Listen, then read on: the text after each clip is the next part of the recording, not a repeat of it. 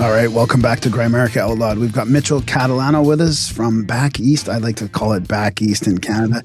He's Sinthesis on X. There's a link in the show notes. Works in the cannabis industry in Toronto. Spends his free time reading and researching parapolitics, media analysis, and all things esoteric and occult. I think we're going to talk about the artificial energy paradigm. We're looking forward to getting into all this. Thanks for joining us, Mitchell. Yeah, no, thank you guys very much for having me. I'm huge fans. I listened to your podcast for a long time, and others like yourself. Cool. So you guys really developed this concept more than me. I just kind of, practice, listen. Like I listened to you guys and just wish I could, answer back. And here I am. Well, I mean, you've obviously put some effort into doing stuff on your own. You've written a few things on your Substack that are pretty deep and really interesting to me. Like the climate change one. I mean, it's like you're approaching all the stuff that I think needs to be talked about, and it's kind of surreal right now, to be honest with you, this time because you must have wrote that in 2024 and it seemed like you were ahead of the curve on a lot of stuff. And here we are after we knew this was going to come about after COVID. And here we are in the middle of this climate change stuff. Canada's not backing down on its measures. And it's just weird to watch it all happen now. Yeah, especially like the climate policy is just, it's so antithetical to like the war economy that's like really booming right now, right? Like one of the stats that I just remembered off the top of my head was like Canada was 1.8% of global emissions. Now we're 1.5% of global emissions. So we're sacrificing for this. But overall, especially with the war, like wars, emissions are way up. So we're doing it for no reason, like just self-sabotaging, yeah. Yeah. So what did you were a believer though at one point, weren't you? I mean, let's get into your personal story a little bit because it's got to be fascinating what happened. Yeah, so like when I was a early teenager, I mean, just going to school in the 2000s, like you're just so indoctrinated with it. Like they wheeled the little TV in and everyone watched Inconvenient Truth with Al Gore and all that. Like it was, completely.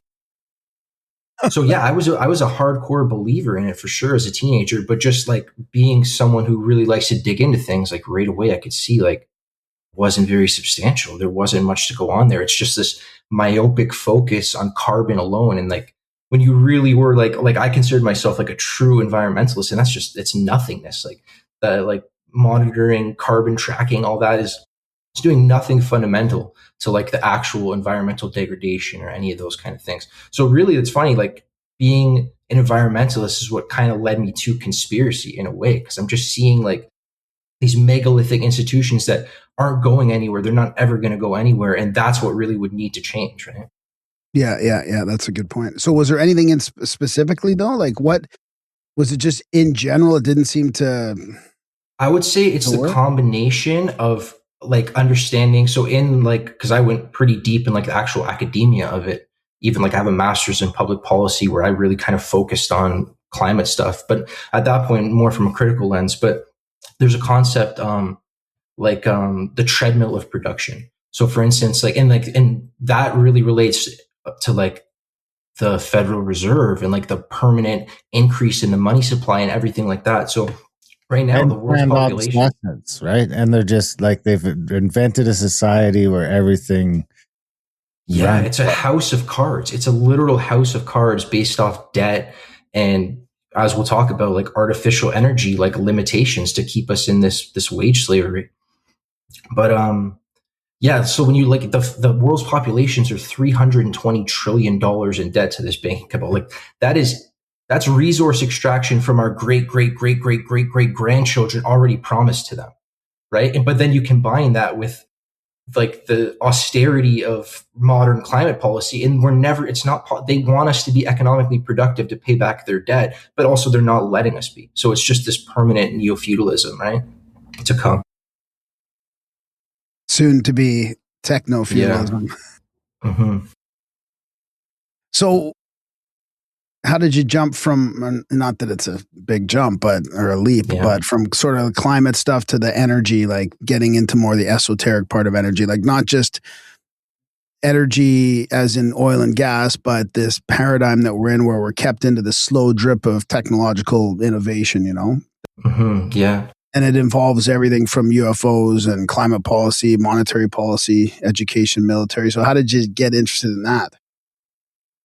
just, I just like, I'm a wide learner. It's fine. Like, I just know I know a little bit about a lot of different things. So for me, I was just able to kind of put together this lens that really lets me like, and I view everything through this lens now.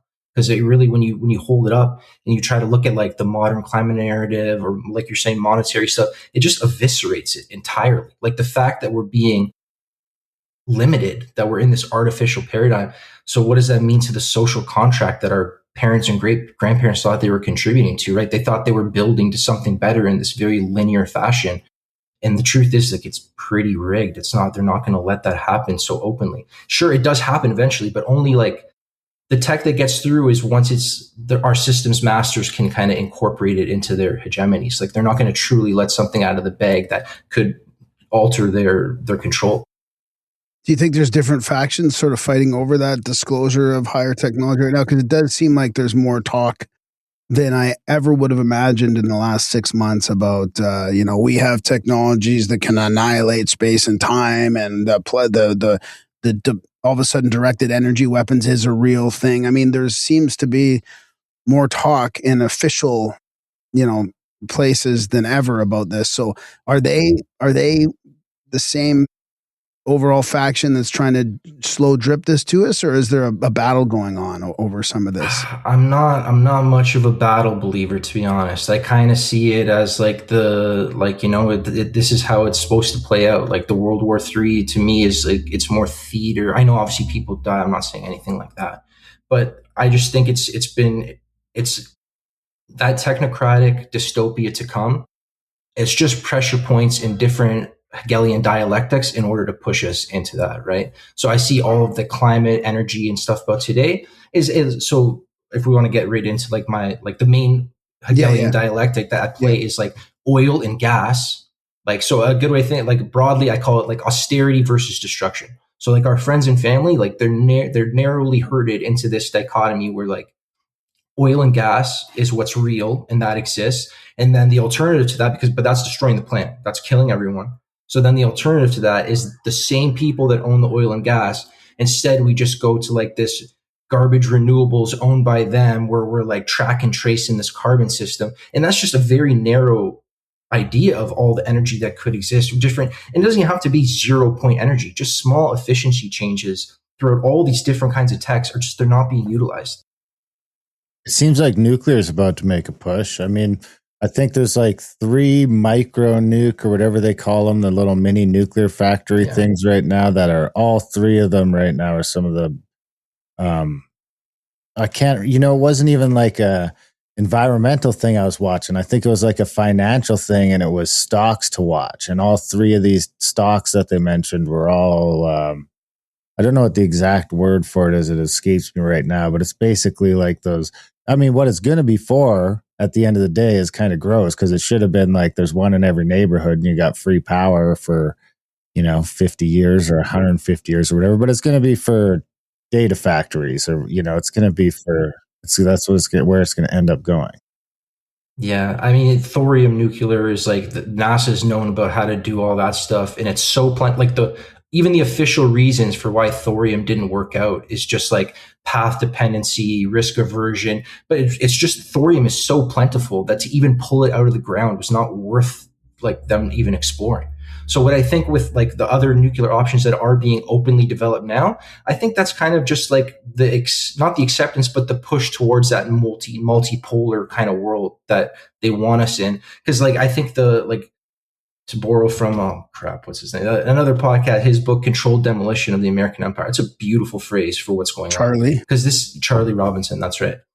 That's exactly what's happening in all the different facets, right? They're kind of laying the house of cards down gently so that it can, through chaos, like it can be built into that new world order that's to come, right? That's like, and you're seeing it like even with the Epstein revelations, like that's just purposeful demoralization to make our friends and family say finally, oh yeah, you know what, the people in power, like my 64-year-old mom knows that Ellen DeGeneres is eating babies and stuff, like she's mentioning that to me now. And that's very purposeful for her to come across that information and take that in. Like they want that to happen. That's a great example, that Ellen DeGeneres one. I got asked about that by my wife too. She's like, She's like, have you heard of the Ellen DeGeneres thing? I'm like, yeah. It's all like somehow that seeped through like Facebook or something to all the women. Well, Darren, did you have any? I had to block the sun for a bit here. Did you have anything else about the nuclear you wanted to mention? Or no, I mean, it still seems like that could be the best. Without some putting aside the Bendalls and the other stuff, that might be happening. Nuclear works.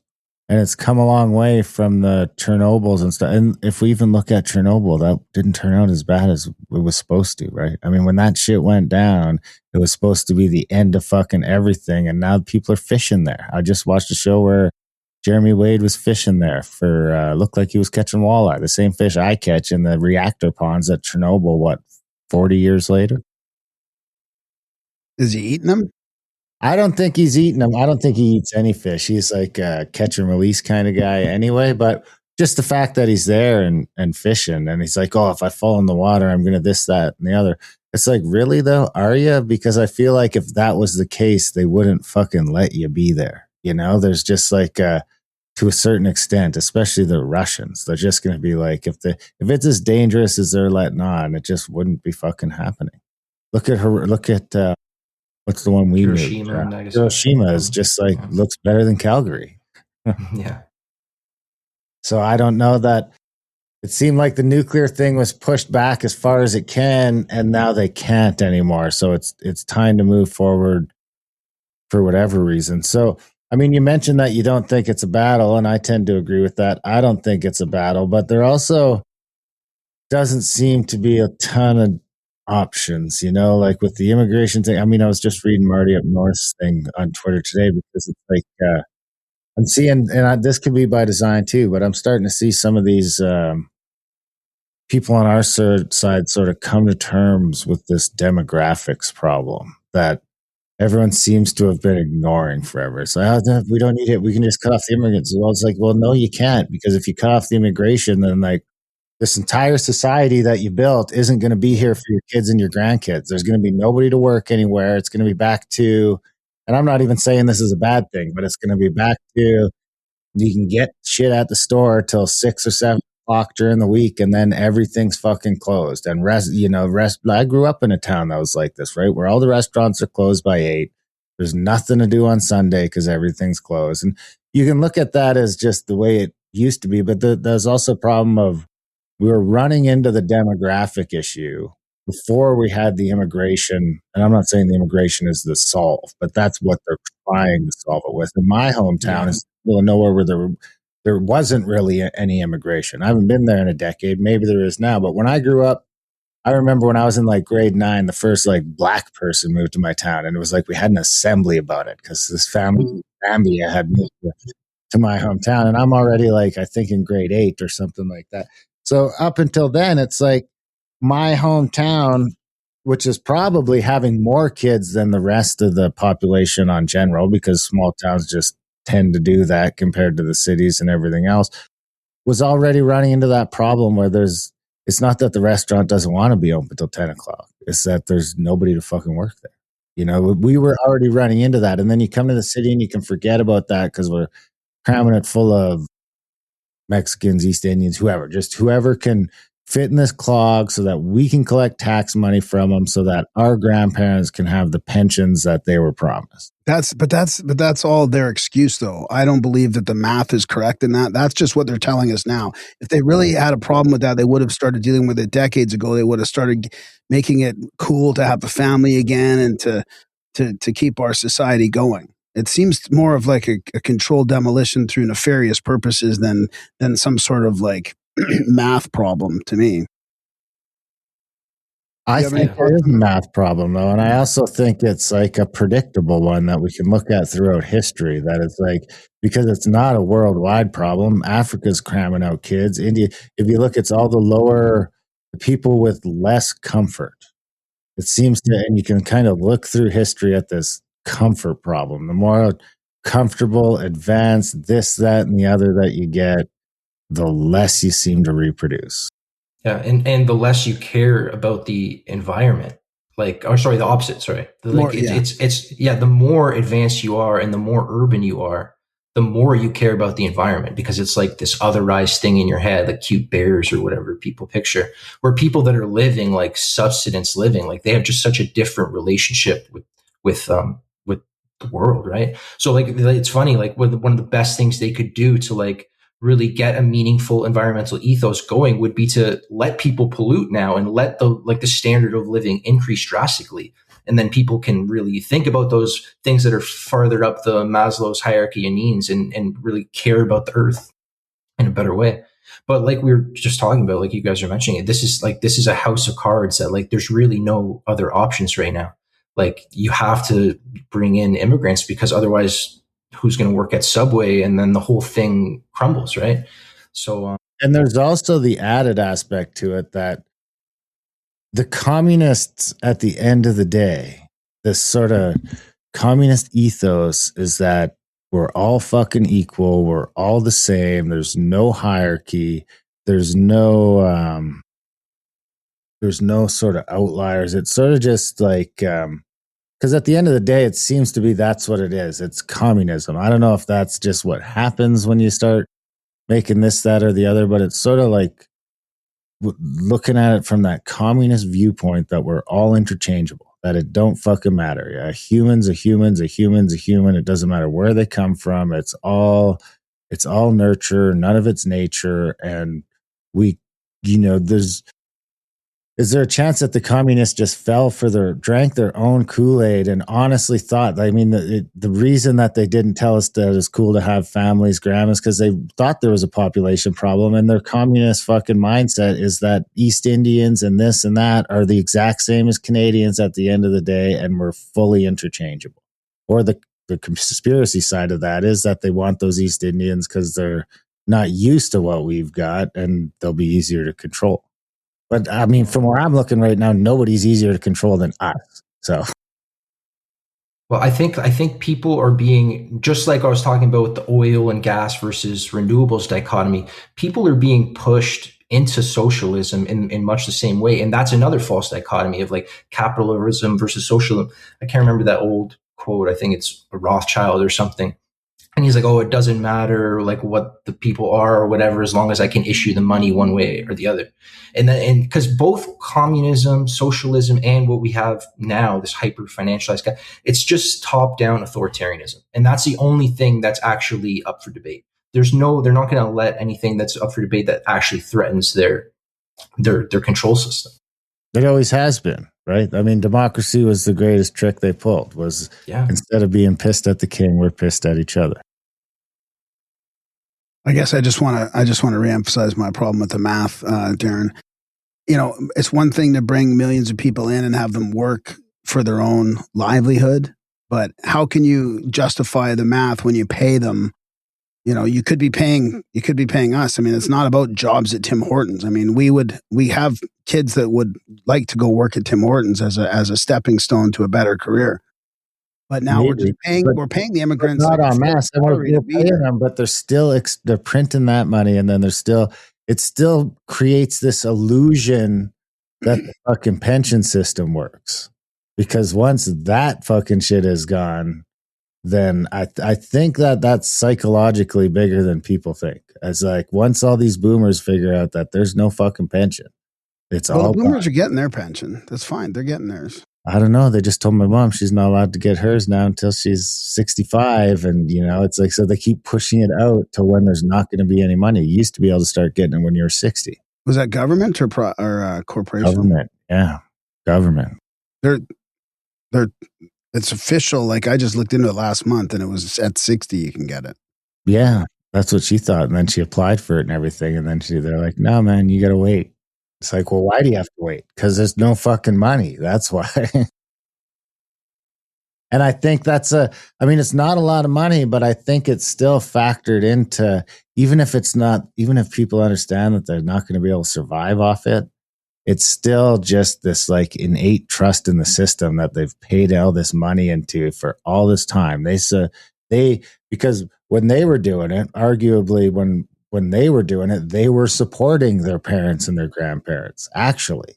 And because Now they're not. And it's like, there's just this weird sort of, it's probably not as big as people losing trust in the money, but it's something. There's something to it. When the pension fit system fails in Canada, I think it's going to be, I don't know, a bigger deal than people think. And I think that even right now, if they're giving them the money, they're still like taking some of it. You know, it's like even when I was on unemployment for a while, they still tax me. It's like they give me this much and then they take this much so that it gets into this other thing. So it's just like they're siphoning off the money they're printing. I don't know. It's a weird sort of thing. I don't know how much money from the pensions goes into that sort of thing, but it's still like I still feel like part of it is that it's like if they can pay them for this long, they'll eventually, it'll work itself out. And they're in the position to start working fucking right now.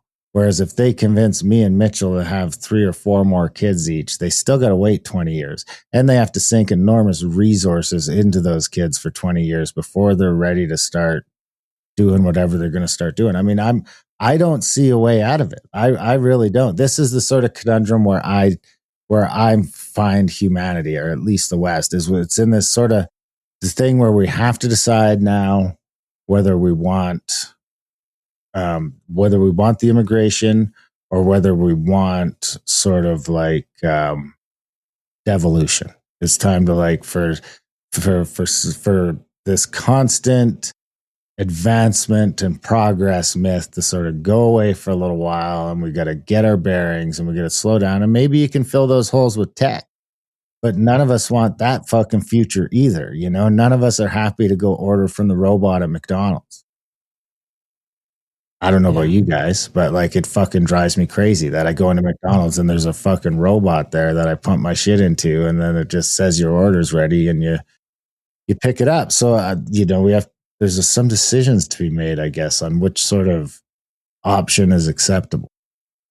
I mean, I think like I kind of agree with Graham that like, yeah, you can make it into this like accounting issue where we're trading carbon and doing all these random things to try to support it. But at the end of the day, like you guys know, like the fundamental issue is just that Federal Reserve debt-based currency type thing. There's no way around that. That's like the baseline issue of all of this stuff. Do you think if we had more money, we would have more kids? If we had more money, because if I look at I don't think that. If I look at the math on that, the more money you have, the less kids you have. So how do we have more kids? Because that is you can take the money fucking system aside. Whatever money system we have, if we're not at that 2.3 kids for fucking women, your society is slowly going away, which is fine, right? If you're at 1.9 or 2 or 2.1, it's like you know, maybe it's a thing, maybe it's a wave, but you're not going to notice it so much. And we didn't notice it for a long time, but now we're at 1.25 in Canada. That's 50% of replacement level, which means the next generation is half the size of our generation. There's a difference though. I think we need to parse out, and I don't know if I can do it or not, but we need to parse out the difference between having more money, like Darren's talking about, and affordability. Like, I think people would have more kids if they could afford, if there was a bit more hope in the future, if they could afford to have kids and have a mom or a parent stay home and look after them and still work, you know, a 40-hour-a-week job or whatever, and bring home enough money for a vacation and a mortgage and a car and all that stuff like it used to be. I think there's a difference between having money and a demographic number isn't that. The people who had 5 kids, the numbers are almost identical between now and 50, 60 years ago. 4 kids, 3 kids, 2 kids, 1 kid. They're all the fucking same. It's statistically almost no difference in those family sizes. They've grown statistically with the fucking population. So it's like people that are having kids are having the same amount of kids they've always had. There's one fucking factor that changes that, and that's women with no kids. That is the entire thing that is offsetting all of the demographics is childless women. It's not, families aren't having less kids. If you look at the numbers, families are having the same amount of kids statistically. 2 kids, like all those numbers are trending the same. But fucking childlessness is the one that has fucking skyrocketed enough to offset all the numbers. So it's not just it's single women. I don't know what it is. Is it feminism? I don't know what it is, but it's not that. It's not just one thing. That's the, like if we had all the money, and I might have another kid, and Rob in the chat said he might have another kid, but statistically, that's not the fucking problem. You can look at all the numbers. The 2-kid families the same, 3-kid families the same. They're all trending the way they look like they would trend with population growth and should trend with population growth. The one statistic that is fucking up all of our demographics is we've convinced a couple generational women either A, not to have kids at all, or B, that they can put off having kids until they're in their 30s and everything's going to be fine. It's just the same. And then they get in their 30s and you're trying to meet someone and this, that, and the other. And then by the time you know, I mean, the example I always use on the show is when I was, before I got married again and I was on the dating apps for a little while.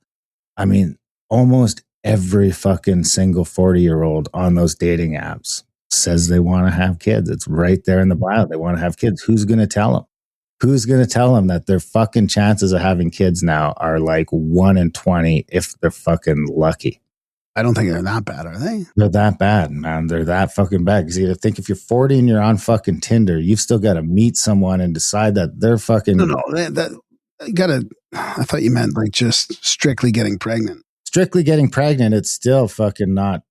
I mean, my wife's chances, they say, are even if everything goes great, it's like 5%. 5 to 10% at best. That's if we, I mean, we're not trying, but if we did it when she's ovulating at all the right times to try and get her pregnant at 42, it's 5% chance.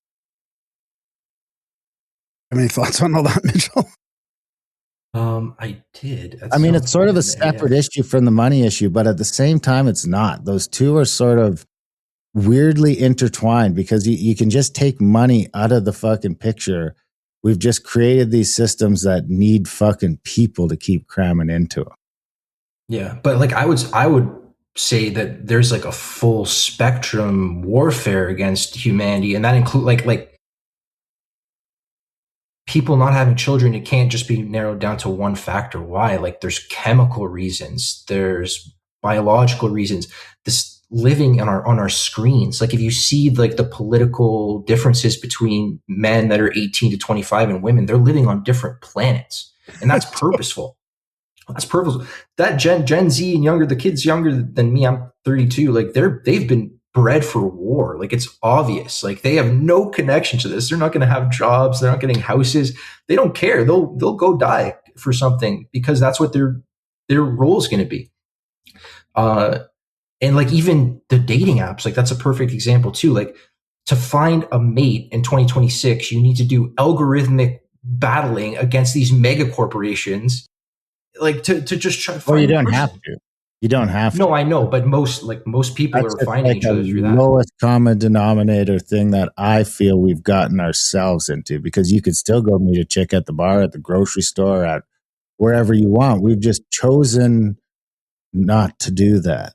It's kind of no. It's a little harder too because people they're look at what's happened with the Me Too movement now. But I mean, you don't even want to approach women anymore. I mean, man, I look back at our day in the 80s and 90s, and your goals were like just to meet women in real life. I mean, that was like the main goal. You'd try and get rejected, and that's just not I agree with all that. I just don't agree with it always being like some fucking cabal is the reason that our shit is shit. When humans as a fucking species just keep making fucking terrible choices one after another. All they care about is watching TV, the average person.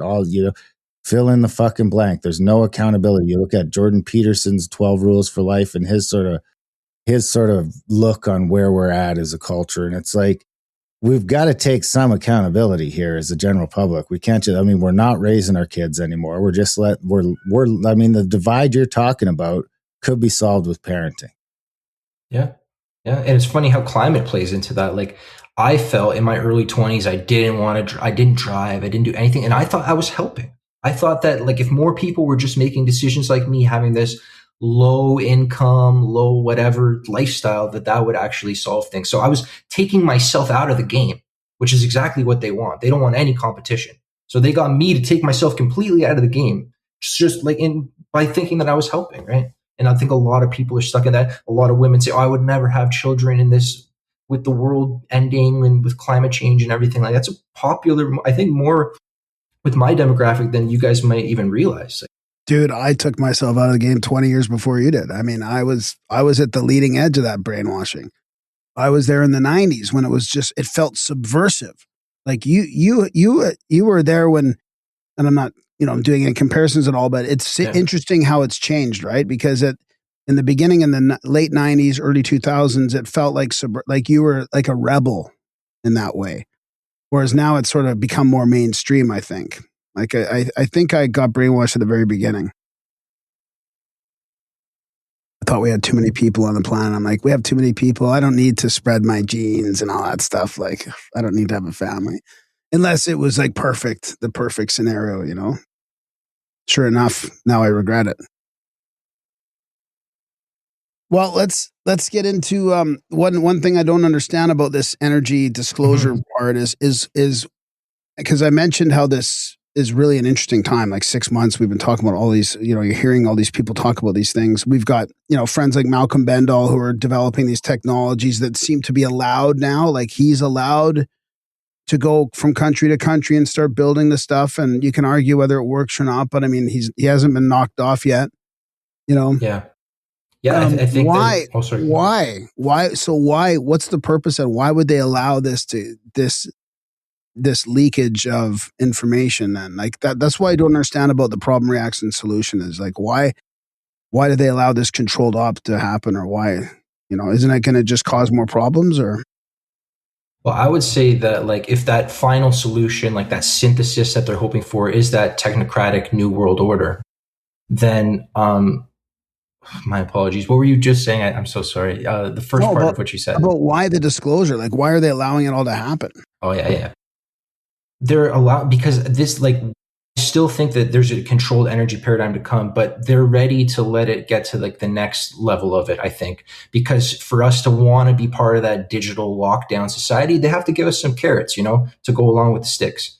So I think that this World War III thing and like the pressure on oil and everything, it's making people say, oh, wait, like even the people that were questioning, that were very pro oil before, they're going to be like, whoa, look at this dependency systems. Look how fragile it is. We really need to have these added renewables and everything like that. So it's just steering in that direction. And even you see it with the petrodollar, right? Like that, the petrodollar is the lifeblood of this entire globalized economy.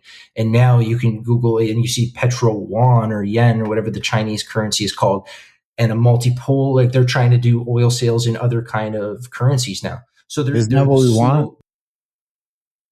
Well, I mean, isn't that what we wanted though? I mean, as like whatever we call ourselves, conspiracy theorists, anti-establishment, whatever we are these days, didn't we want no more one world globalization sort of thing?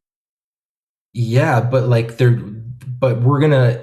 people are gonna accept that first thing that's offered. That's the problem. Like, yes, we want to see this go down, but the same people are going to offer you the solution right after, and that's the problem. So, in my opinion, and like I like James Corbett, and he's great with this kind of stuff too. Is like we need to use these moments where we kind of have some like semblance of normalcy to build parallel systems that are actually our own. Because that's the only way actually out of this. Because this shit is going down. This shit is collapsing. And it could be you might not get a better opportunity in this. I mean, especially where we are in Canada, where it's like people are suddenly, even the normies are like, why am I paying $2 a gallon or a liter for diesel that's made fucking 7 hours up the road because of a war in Iran? There's sort of these weird, because it's like, I don't know, I guess you could look at some of that as being an opposite effect. Like, is that an opportunity? Because it doesn't seem like getting oil from fucking Saudi Arabia and Iran over here on tankers when we've got a bunch of it in Canada and the US, or even Venezuela is a little bit closer. And then the Venezuelan oil's going all the way over to China. It just seems like could be a unique opportunity here. I was just watching the China professor there. And Professor Opp. Yeah, Professor Opp, the Chink professor. And he's talking about President Trump being a buffoon genius now, because it's like in some ways, this is exactly what needs to happen. It's and I'm not a fucking trust the plan guy, but and Iran was on just General Wesley Clark's list back in 2002 or 2001 when they decided that Iran was the last one, finally finishing off Iran. That was the last on his list of things. But is there some? I mean, it's like this multipolar world from where I'm sitting. Seems like maybe the way it should have been from day one. Maybe like that was a better scenario. It's still control. It's still going to be some level of control. It's not solving the problem.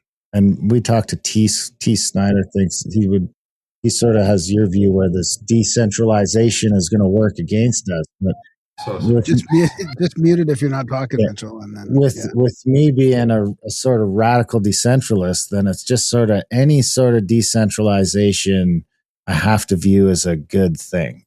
If we're going to bipolar, tripolar, that just seems like that gives different systems, different opportunities to do different things and maybe come up with, I don't know, it just seems more natural too, that it seems like a weird sort of gross that the world would sort of slip into this monocultural mess that it finds it in now. And you could look at this multipolar world as being an inevitable first step that has to happen to get into a deglobalized sort of state. We can't just snap our fingers and we're deglobalized. I mean, it'd be nice.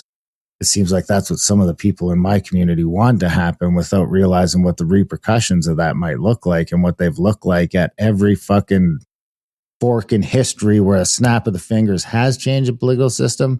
It has almost inevitably ended up in mass starvation, all of it, terrible things. I would say the two most prevalent examples would be the Chinese Cultural Revolution and the Bolshevik Revolution. But isn't that don't we have to how do we get out of globalization without doing some sort of decoupling? And it has to go into different regions or different thises or different that's. How, what do you think that could look like without looking like it looks like now, even from a tech perspective, to get the energy systems and stuff like that? I guess what it sort of boils down to is it because it would have to be a step towards more one world government control system. So that would put, I guess, the multipolar world as being just a scam, right? It's not actually that. We just think it's that's what I would see. That's what I would see it as, right? Like even I saw a video the other day, Ian Carroll, like really breaking into who owns all these big companies, and they literally just all own each other, right? So even in your most decentralized version possible, it's still just this whatever you call mega corp or something that owns everything, right? And as long as we want to play their game and show up to their economic system, like that's they're in charge of it. So again, I'm sorry to say the same thing, but it's parallel systems. It's using this time to really create systems outside of the main control. And that would be on the local level, because I think that's all you can really, really do. It's interesting you mentioned about the energy crisis, because I was thinking the opposite of it, that it's kind of making the net zero thing obsolete in a way. Like it forces a reality check on we don't need oil and gas anymore, right? If this is such a problem, then how are we fucking pushing so hard to just drop oil and gas? I mean, there's been initiatives to like cancel oil and gas, stop this and that. And look at what happens if you just slow the thing down like 20%. So there seems to be like a blowback on the public opinion and narrative. So you could look at it that way too, no? Or do you have any thoughts on what this energy crisis does for the net zero crowd? I think it doesn't make any sense. Like the net zero, we're throwing away like this. We have this brief moment in cosmic time of human consciousness. Like truly, like what we're doing is so unbelievably miraculous. Like we've come together and created these societies and everything.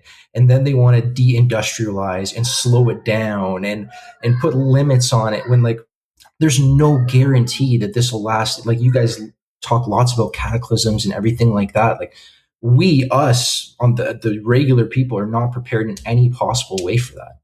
Right. Like, obviously I do think, I believe, like COG type stuff, continuity of government, they have the bases covered. The black budgets and everything, the tech is way beyond what they share with us. But for us on this level, like, there's no real way around it. I think this is going to go down. Yeah. I liked what you wrote before a couple of years ago about, our inherent, our innate desire for creativity. Yeah. Like that was the big thing that I was most indoctrinated of as a teenager, is I thought that we didn't have a right as humans to create and to change the world, but we really, really do. Like, humans' innate ability to create is what, like, we're part of the earth. Us and our technologies were birthed by this planet. And at the end of the day, sure, like, yeah, we can make a mess of it right now with resource extraction and everything like that, but humans alone have the ingenuity and the ability to, like, keep the life on this planet alive millions of years in the future. Something that's on its way here to a meteorite or something, like, that's supposed to be the end of cosmic time on this planet, and we can build ourselves up and actually do something about that. So, like, do you get mad at the repairman for coming into your house with his shoes on? Because that's kind of what humans are, Like, we need this resource extraction that we've done and this environmental degradation.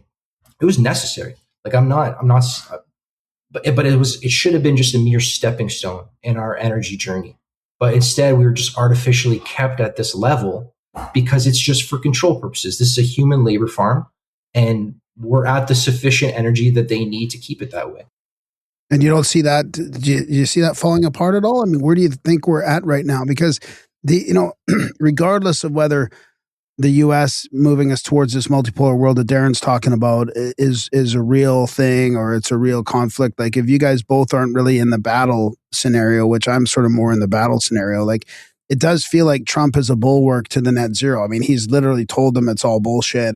Like, so I find it hard to see that there's finally a leader that's going to tell the net zero crowd what we all believe.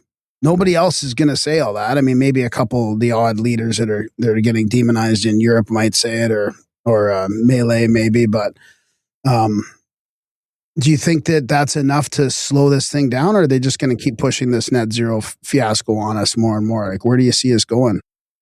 Yeah, well, I think, like, Trump is a chaos agent. Like, he's doing exactly his job, exactly what he was brought in to do, and that's to just help this destabilization occur, do policy stuff that the other side wouldn't be able to do with their base wouldn't accept it. But it's that constant right, left that's just moving us in the same direction. I think that Trump being, like, outwardly against net zero and everything, that's just, it doesn't actually hurt them, because, like, something that I wanted to talk about today as well is, like, big oil. They love climate policy. They love climate regulations because it's solidifying their monopoly. If me and you aren't free to go and dig and create energy and do all this stuff, then they have this permanent seat at the table, right? And then you look at who actually created these organizations, and it's them. That same Club of Rome, elitist groups, they created the environmental movement, right? Because they win either way. They're on both sides of that narrow dichotomy. So sure, Trump might say, oh, like, he might be showing people that net zero is not the path, but he's not removing anybody from that very controlled dialectic. I don't think so. So you think it's still going to go forward then? Like, for example, let's just say Canada with Carney and our, hidden carbon taxes, like, that's still just going to keep plowing on? I think it will keep plowing on until either the system collapses or people are just so fed up and disgusted by it that they'll accept whatever is on offer. Like, yeah. But I think what you're trying to ask me is that, like, I understand that my opinions can appear like quite black-pilled, but it's actually the opposite, because, like, people need to see all this stuff first to even be able to think something beyond it. So sure, I don't think that Canada is going to be able to survive this economically and prosper or anything like that. But that doesn't mean, like, we're in for infinite dredge and, they need to see that. And that's the only way to be able to then see the next level of the narratives that people like me and you see easier, which is, like, they want us to believe these things on purpose for perception management. Right on. Well, this has been fun. I like talking about this stuff. Yeah, this is a good one. Is there anything we got to get to before we wrap it up? Anything we missed? Where can people find your stuff? I don't know. I'm not really. I mean, so Synthesis, spelled Sinthesis, at Substack.com, but I haven't really written anything in a few years. I might put the stuff that we talked about today into something new, and that would probably come out in the next 2-3 months or something like that. Other than that, on Twitter at same idea, Synthesis, and then the E in the thesis is a 3. So if you want to see my random tweets there, but other than that, no. Excellent. Awesome. Mitchell Catalano, this was a fun chat. Thanks, you for coming on the show. Keep up the good work. Keep on writing. Come back anytime. Thank you, guys. Take care. Awesome. Yeah, buddy. And that's the end of the free version of the show, Grimerica Out Loud. We hope you guys enjoyed it. We get into a bunch of great stuff in the second half. Of course, if you guys want to check that out, head over to GrimericaOutlaw.ca today. Sign up. Not only can you support us and keep us in business, this is all we can do because, you get canceled nowadays for talking about the stuff we talk about. So if I go and try and get a real job, they're going to look at me like I'm crazy Nazi. So yeah, we're pigeonholing ourselves. We're unhireable. So check out GrimericaOutlaw.ca. $6 a month. Sign up today. Not only does it support us and keep us on the air, it also gets you an extension to this show. You get an extra 45 minutes or a half hour, however long this was. You get just as much. You get twice as much show for your buck. So sign up over there and do that. And that's how you support us. That's the best way to keep us in business. And you get all that extra content and the whole extra show. We do a whole extra show a week for us supporters, doing a roundup. So check that out. And of course, Grimerica.ca for our other podcast. Over 700 episodes over there. Contact at thecabin.com for trips and events. Adultbrain.ca for audiobooks and ebooks and print books and publishing books. Any of that stuff, all the above. And GrimericaCBD.com for all the other good stuff. And A-List. Oh, that's right. And A-List.ca for Canadian content and Grimerica.ca/rooms if that's what floats your boat. Of course, you can email us, Graham@Grimerica.com as well. But main thing is to sign up for Plus and support us. So GrimericaOutlaw.ca, sign up today. Other than that, we love you guys. Thanks for listening. And we will see you next week.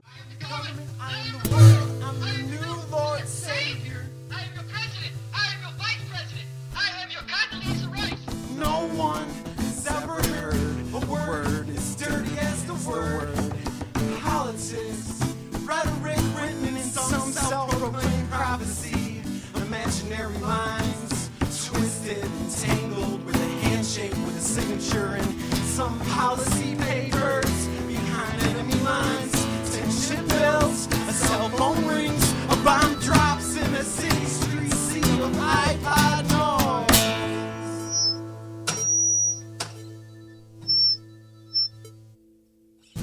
Don't get comfortable, free thinkers. Don't get comfortable, free thinkers. If the digital revolution still got a pulse, we need to revive it and make it a reality. I've hacked into a politician's password and transferred money into several overseas accounts. And as we speak, a supercomputer project is in the works. And if it works, we'll use it to point and click our way to some sort of truth. Either you're in or out, are you game, or is the game over? This must be a glitch in the Matrix. This must be a glitch in the Matrix. A revolutionary dream. It's me versus the machines. Go! Watch out for them laser beams. Climb to the top of the pyramid scheme. Capitol Hill's getting steeper and steeper. Meanwhile, the deck gets deeper and deeper. Don't get comfortable, free thinkers. Cause it's gonna take more than hand and eye coordination on your PlayStation. It's gonna take mind elevation. There must be a glitch in the Matrix. There must be a glitch in the Matrix. A revolutionary dream. It's me versus the machines. Go! Breaking from my routine.